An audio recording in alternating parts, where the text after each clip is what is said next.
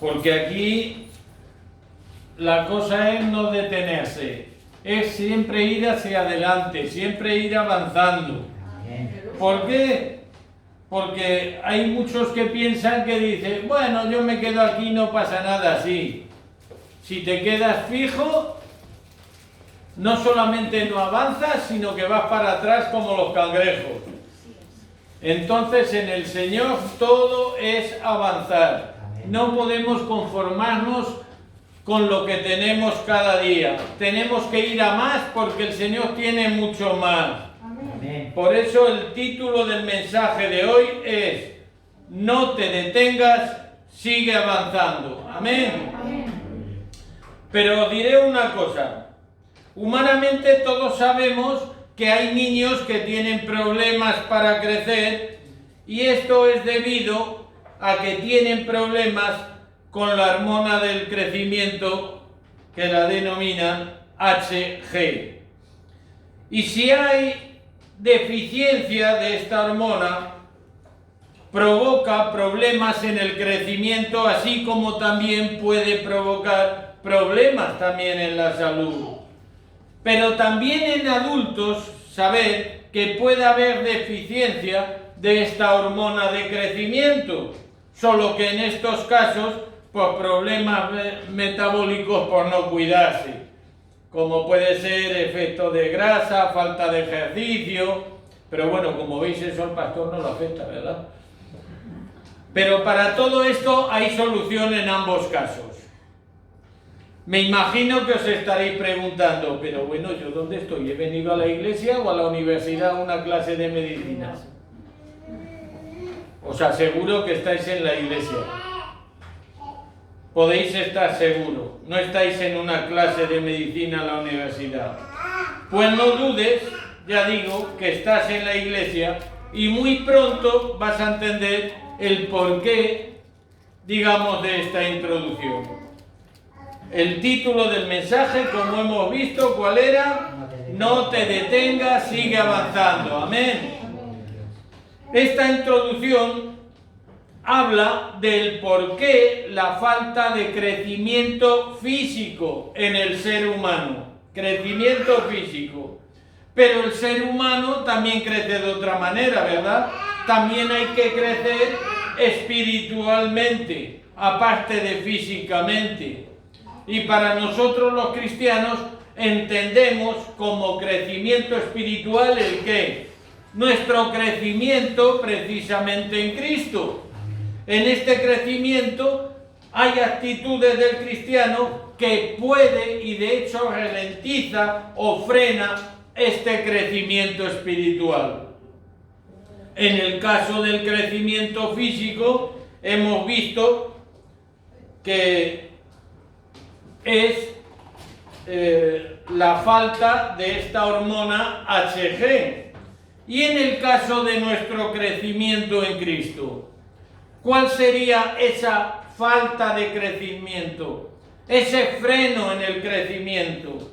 Pues la falta de fe, el pecado, falta de oración, falta de conocimiento de la palabra y muchas cosas más que iremos viendo. Eso es lo que frena nuestro crecimiento espiritual.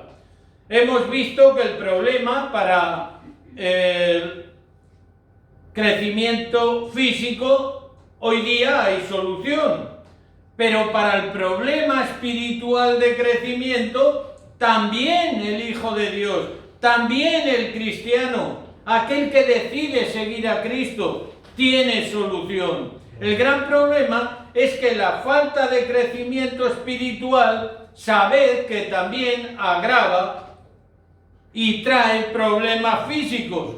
¿Debido a qué? A la forma de vivir. Porque alguien que no ha crecido espiritualmente, que no ha crecido en los caminos de Cristo, va a llevar una forma de vida que le puede, sin duda alguna, influenciar y estropear, por llamarlo de alguna manera, también su cuerpo como humano, ya que el pecado enferma gravemente y acaba deteriorándonos físicamente. Hoy hablaremos de nuestro crecimiento en físico. Vamos a dejarle nuestro crecimiento físico a los doctores. Pero un crecimiento en el cual hay que no detenerse en ningún momento y avanzar hasta que el Señor vuelva. Esa es la carrera, hasta el final del todo. Una de las formas de comprobar nuestro crecimiento espiritual, ¿cuál sería?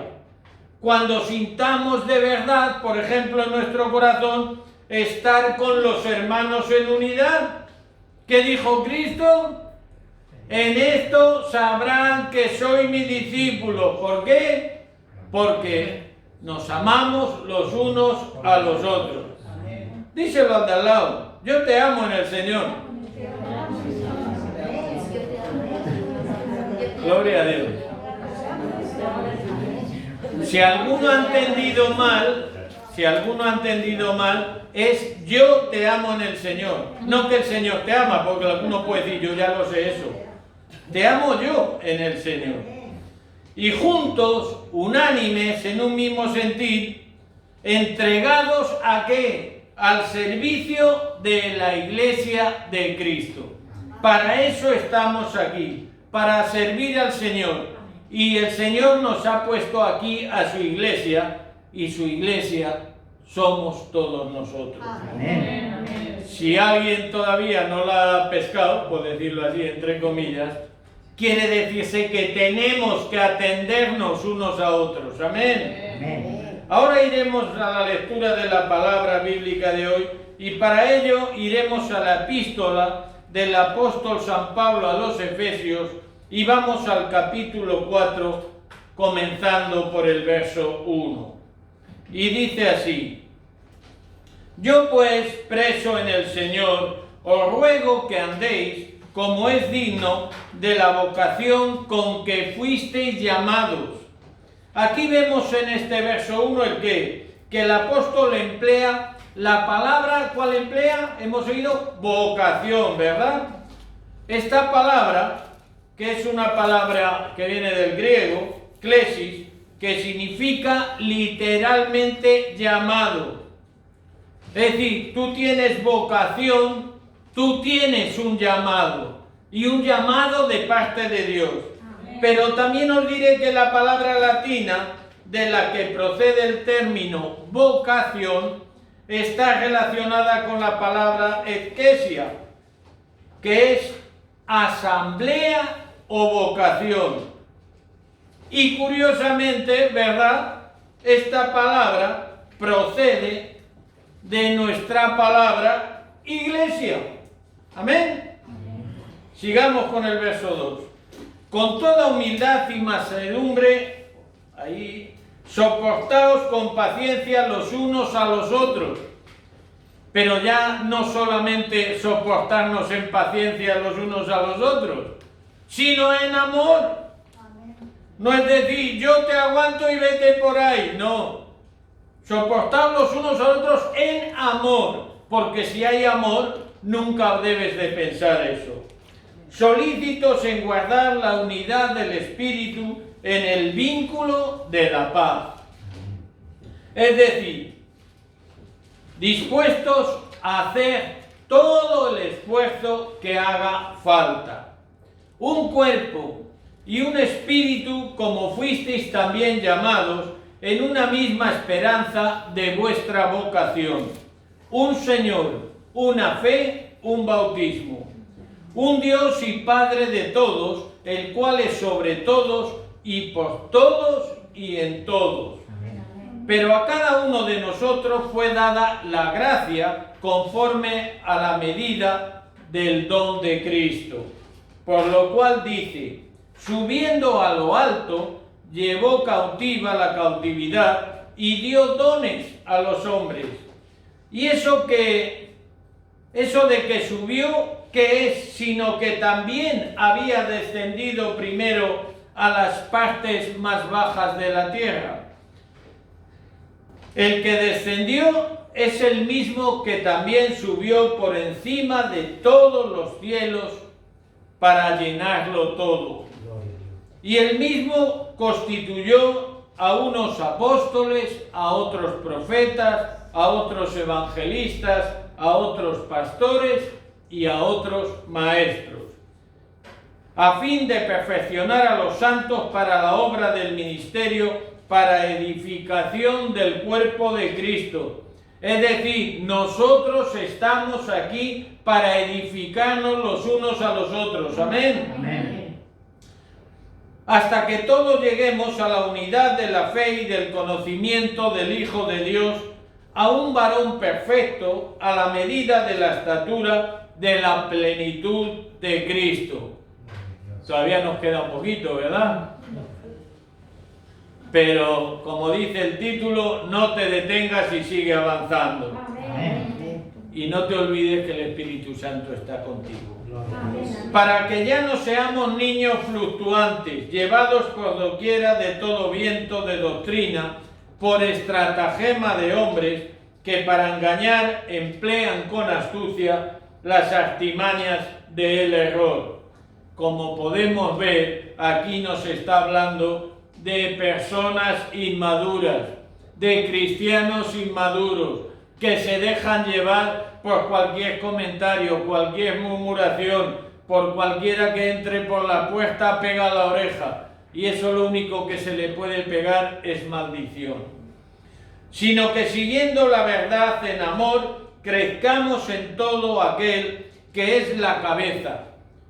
Esto es Cristo, de quien todo cuerpo, bien concertado y unido entre sí por todas las coyunturas que se ayudan mutuamente. Atentos, se ayudan mutuamente. No importa cómo seas tú, no importa cómo sea yo. La diversidad es lo que enriquece la Iglesia del Señor. Amén. Según la actitud propia de ¿qué? De cada miembro. Amén. Nosotros no somos como los coches en la General Motors. No estamos hechos con troquel, no somos idénticos. Dios, en su infinita sabiduría, a todos nos ha hecho diferentes, pero a todos nos ha dado una misma iglesia. La iglesia del Señor quiere decir que ahí encajamos todos. Y si hay algo que no viene de parte de Dios, el Espíritu Santo que nos ayude a cambiarlo. Recibe su crecimiento para ir edificándonos como decíamos antes, en amor. Como podemos ver en los primeros versos que hemos leído en Efesios 4, Pablo nos exhorta a ¿qué? Al mantenimiento de la unidad por encima de todo. Algo que no podemos ignorar, algo que tenemos que tener siempre presente. La unión, como dice el dicho, hace la fuerza. Y el cuerpo de Cristo, la iglesia del Señor, nosotros, todos los santos, tenemos que estar unidos, aun a pesar de todas nuestras diferencias. Amén. Fijaros qué importante que una vez que comprendemos nuestro lugar en Cristo y todo lo que Dios ha puesto a nuestra disposición a través de Él, ¿qué pasa? Tenemos que andar como es digno, es decir, como Él nos enseñó, como Cristo nos enseñó con su propio ejemplo. Pero como es digno de ¿qué? De lo que verdaderamente somos todos, que somos cristianos, que somos hijos de Dios, y eso implica un estilo de vida, y eso implica un testimonio y un guión espiritual del cual ninguno de nosotros debemos de salirnos. Amén. Hay un viejo dicho que dice como nobleza obliga, que lo habéis oído muchas veces. Pues como cristiano, nobleza obliga a que te comportes como un verdadero hijo de Dios, como un cristiano. Es decir, hemos de comportarnos como verdaderos cristianos e hijos de Dios. Pero Pablo en el verso 1 hace referencia a él mismo, llamándose preso en el Señor, que lo hemos leído, ¿verdad? cuando dice esto, Pablo está preso en Roma. Pero él va más allá. Él no ve su celda, él no ve sus cadenas. Él entiende, por preso en Cristo, que se siente completamente atado, vinculado y no puede separarse de Cristo. Por eso dice la palabra preso, porque le es imposible escaparse de Cristo, porque es tanto su amor hacia el Maestro, hacia Cristo, que se siente preso, pero preso, no preso común, sino preso gozoso de seguir al Señor. Amén. No se considera, por lo tanto, un preso común simplemente. Está preso por el Señor, está preso por Cristo, por su fidelidad a Él. Gloria a Dios. En otras ocasiones, ¿verdad?, se autodenominaba esclavo o siervo del Señor también. Para él, lo que el Imperio Romano pudiera hacer con él en prisión o fuera de prisión, no le importaba absolutamente nada. Él sabía en quién había creído, que la lección que nos da el apóstol Pablo, al no detenerse en su carrera de la fe y seguir avanzando a la meta. No nos fijemos en el detalle. Pues, y para no fijarse en el detalle, no tienes que, por ejemplo, en el foro, arrimar las narices así porque no voy a ver nada, o voy a ver dos letritas.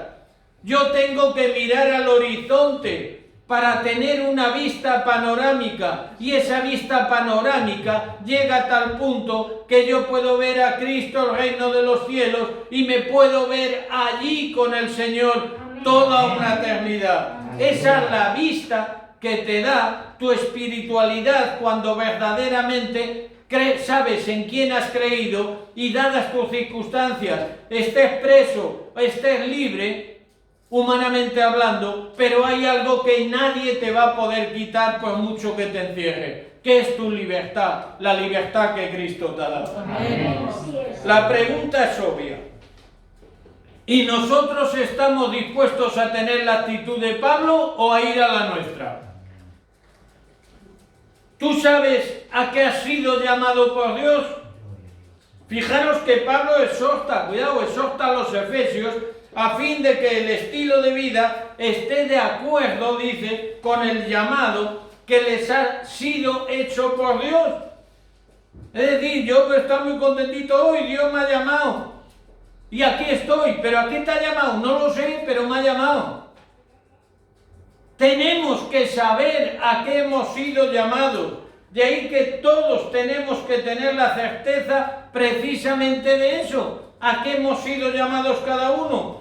Hay algo que todos deberían tener en común, y es llevar una vida en santidad. A eso sí que hemos sido llamados, porque cuando llevas una vida en santidad, cuando estás en el camino de la perfección, en el camino perfecto, solo es Dios, todo te va a ir mucho mejor.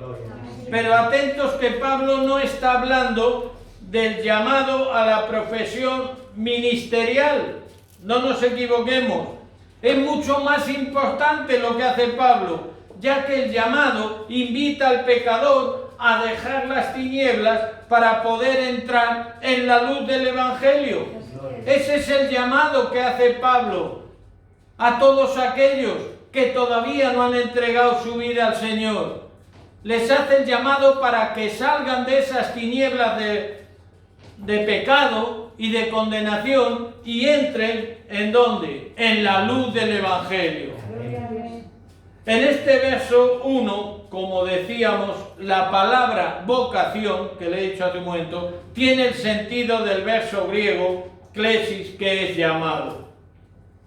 En el verso 2, Pablo habla de cosas que han de formar parte del estilo de vida del cristiano, porque también tenemos que tener un estilo de vida. En algo se nos tiene que diferenciar. ¿Y cuál?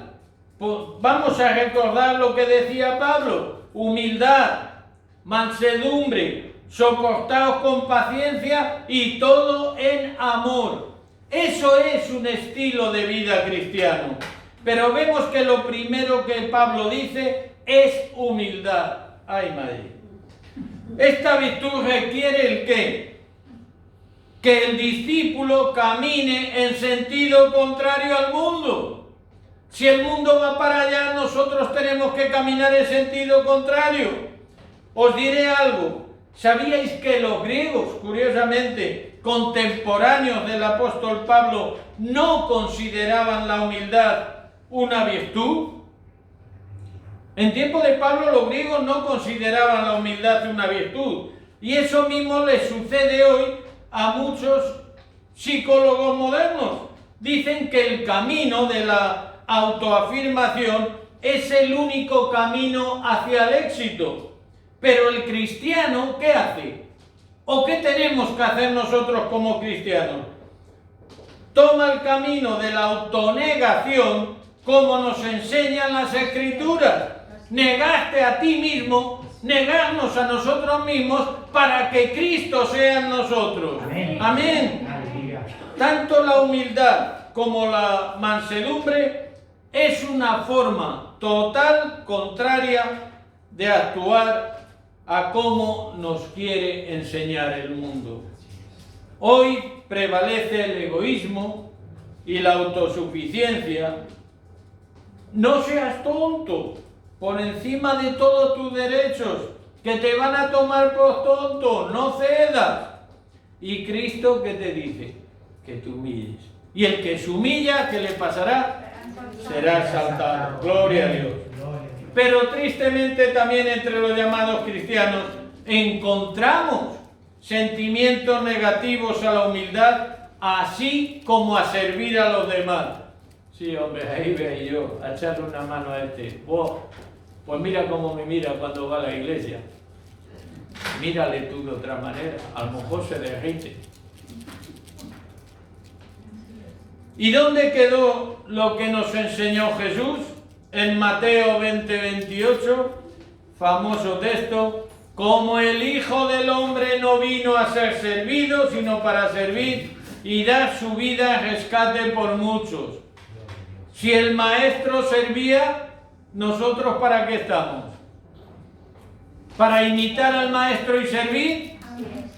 ¿O para decir, yo soy el pastor, aquí tiene que servirme todo el mundo? Ay, ignorante el que piense eso. Así es. Lo normal en el mundo es que la humildad y la mansedumbre es un síntoma de debilidad. Eso piensa el mundo. Pobrecillo, se lo llevan por aquí, se lo llevan por allá. A toque sí. No. ¿Y qué? Entonces te diría el mundo, si eres humilde y eres manso, todos se van a aprovechar de ti, no seas tonto, espabilate, chaval. Que vives en otro mundo, en el mundo de Yupi. Aquí o enseñan los dientes o te comen a bocados. Pues a más de uno se lo deberían de haber comido. Fijaros en estos ejemplos. De Moisés se dijo que era el más manso de todos los hombres. Libro de Números, capítulo 12, verso 3. El apóstol Pablo dijo de sí mismo que era humilde entre los demás. Segunda de Corintios 10, 1. Y el propio Jesús mismo, se identificó como manso y humilde de corazón. Mateo 11, 29. ¿Y esto qué quiere decir? ¿Que eran menos espabilados que nosotros?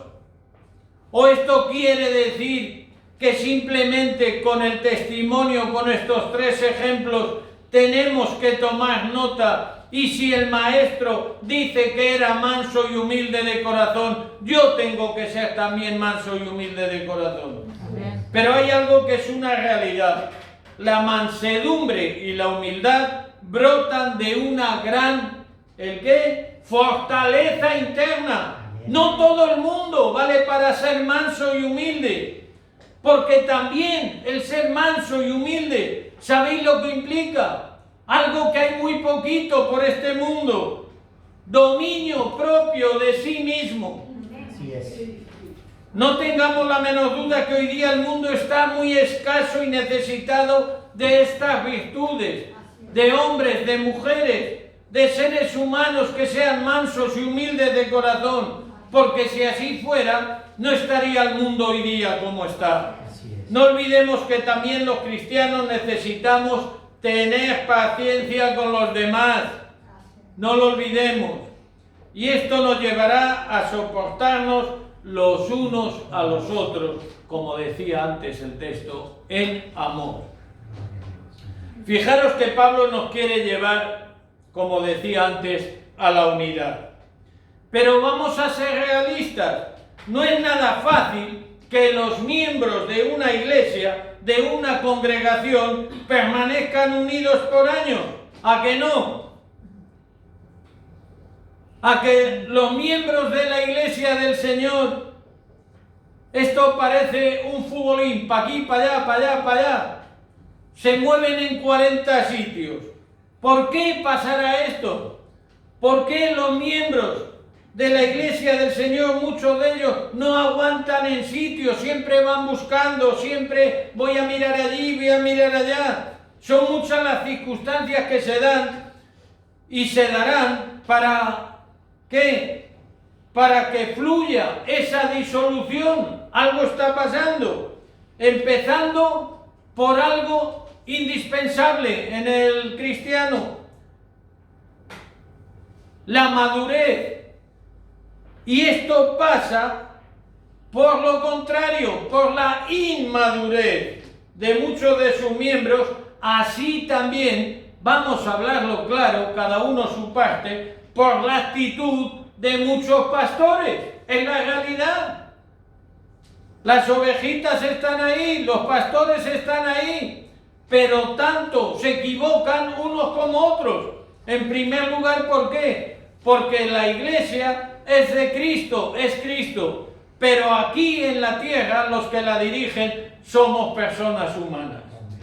De ahí la necesidad primero de prepararse y ser maduros en la fe, estando todo el tiempo posible en comunión con Dios y con los hombres. ¿A través de qué? De la oración. Qué importante es aquí cuando estamos los jueves en la congregación, en el culto de oración. Qué importante apoyarnos los unos a los otros en esas peticiones que cada uno trae y lleva en su corazón para que Dios haga los milagros. El apóstol Pablo nos muestra que no puede haber unidad sin paz. Claro, si estamos atacados unos con los otros, ¿cómo va a haber paz? Es totalmente incoherente. Fijaros en algo muy importante también. Pablo recuerda que solo hay un cuerpo y una iglesia. Pablo, a diferencia de otros, no ve la necesidad de que existan dos iglesias. Y Pablo esto lo está hablando lógicamente en su tiempo, pero hoy día también pasa igual. Una iglesia judía, entonces una iglesia gentil, o una iglesia de ricos, otra de pobres. Hoy yo a esa iglesia no entro. ¿Por qué? Porque va mucho obrero, mucho currante, y yo como aparco ahí con mi Mercedes, lo mismo me dicen de todo. ¿O por qué va a haber una iglesia de cultos y otra de incultos? Una de potentados y otra de pobres. Pues aunque os suene raro, hoy día eso existe. Hay iglesias que no entras tan fácilmente, por la puerta puedes pasar y alguna vez puedes entrar, pero si te se ocurre estar un poquito de más tiempo, de una forma sutil te van a invitar a que te vayas. Y todos sabemos de lo que hablamos. Qué importante es esto. Pablo nos muestra que la existencia de un solo cuerpo está en plena armonía con el único Espíritu Santo. Amén. Amén. Declara también que solo hay un Señor, Jesucristo, y que solo hay una fe. Asimismo, un solo bautismo en agua. Y por último afirma que solo hay un Dios verdadero. Amén. Amén.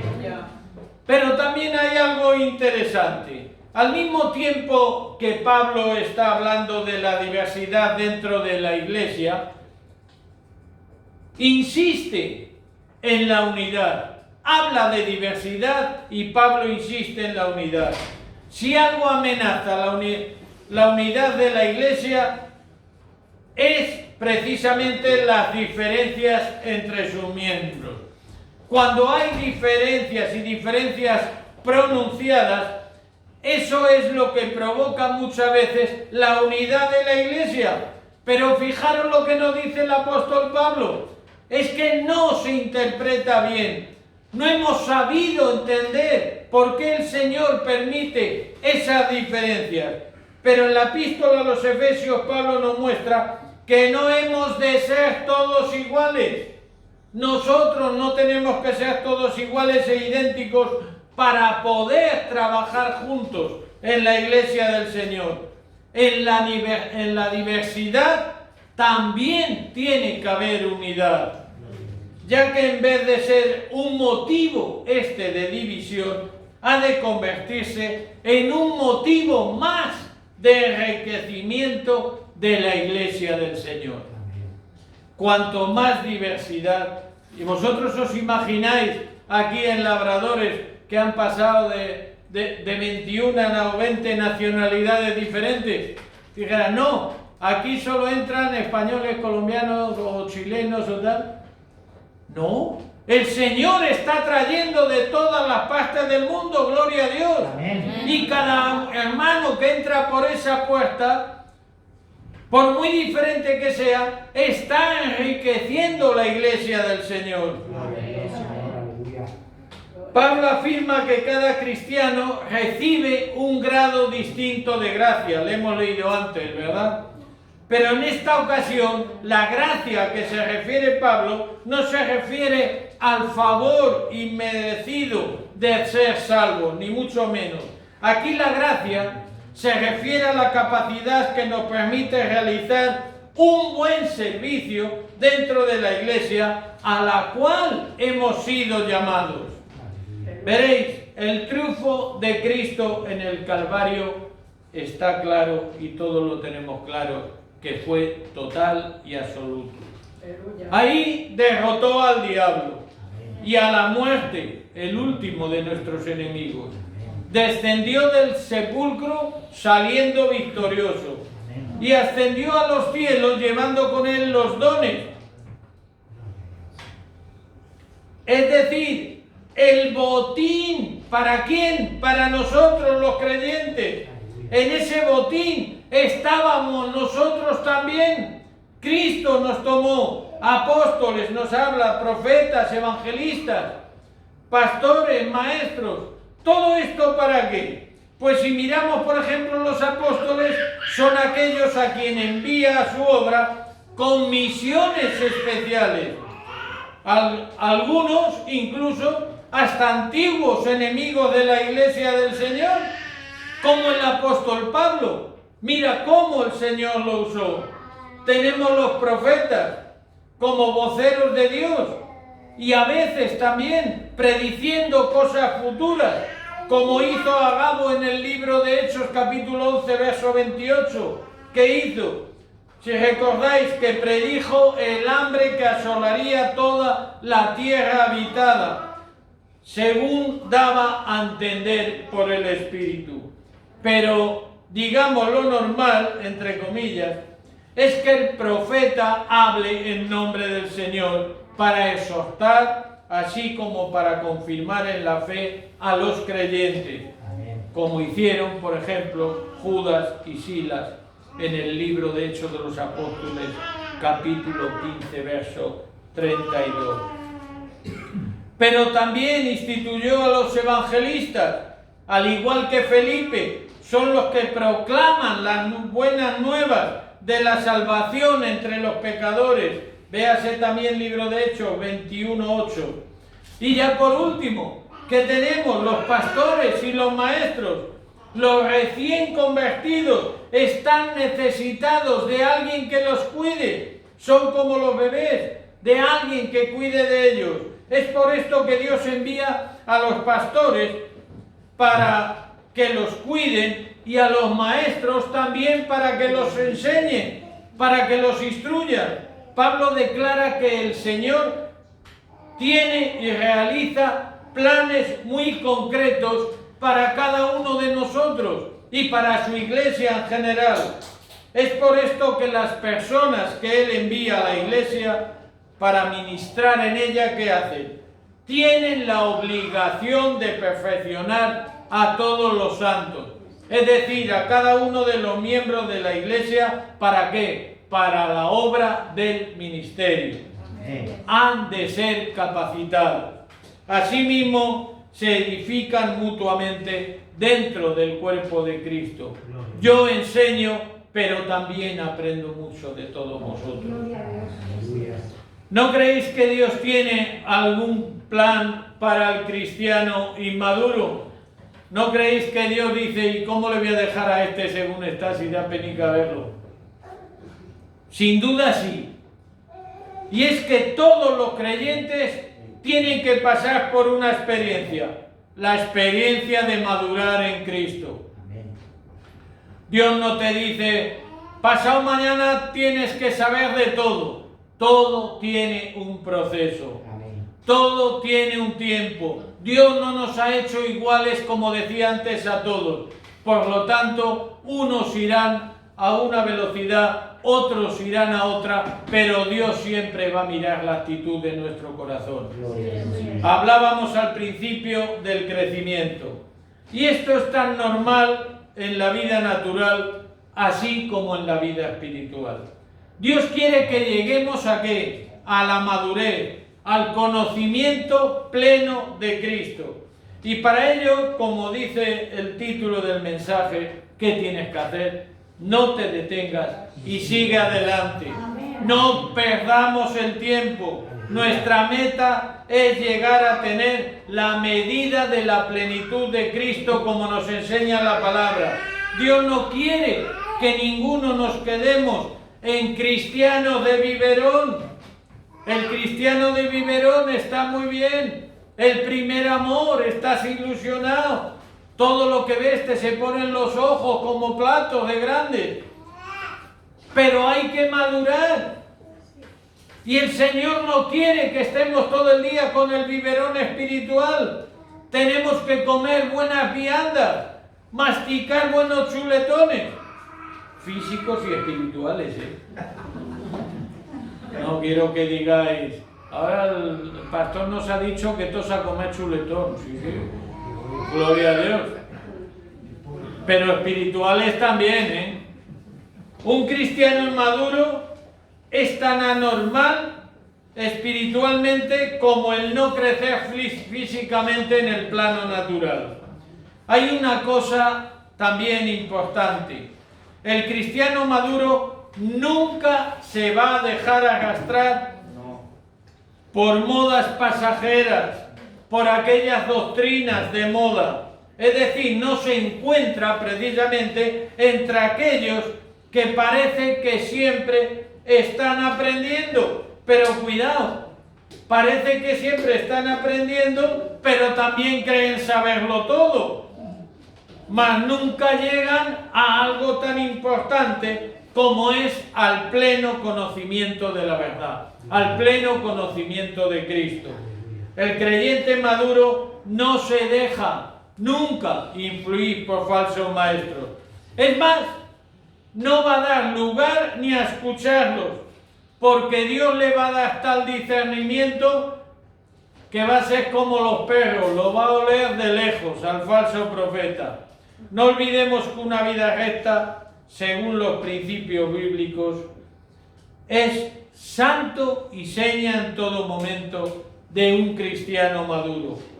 Y que por supuesto, como cristiano maduro, sabe en quién ha creído.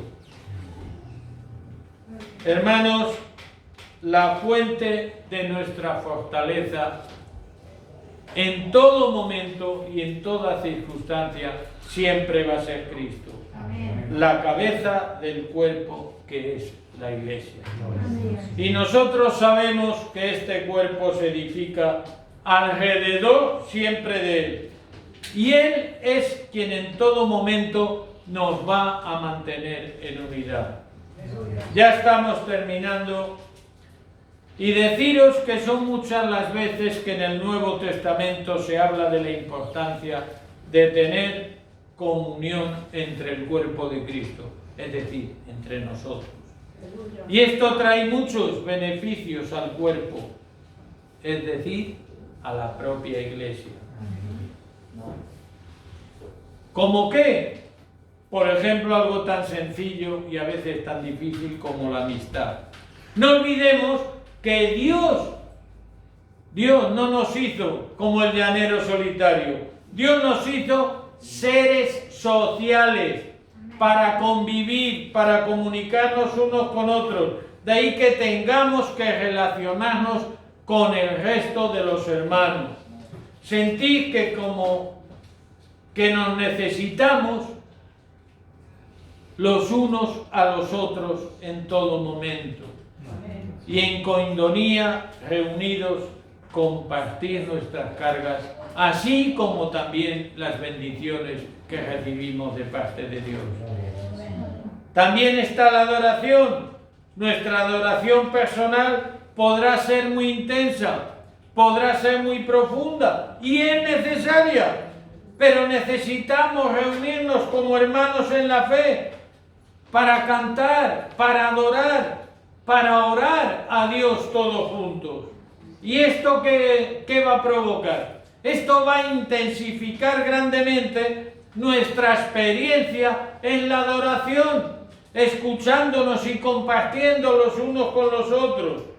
Y está el ministerio. Tengamos en cuenta también algo importante, y es que cuando nos reunimos no estamos solo para que nos ministren. No vamos a decir, ¡ay, que oren por mí! ¡Ay, que oren por mí! ¡Me voy a decir que oren por mí! No, también tú y yo estamos para ministrar.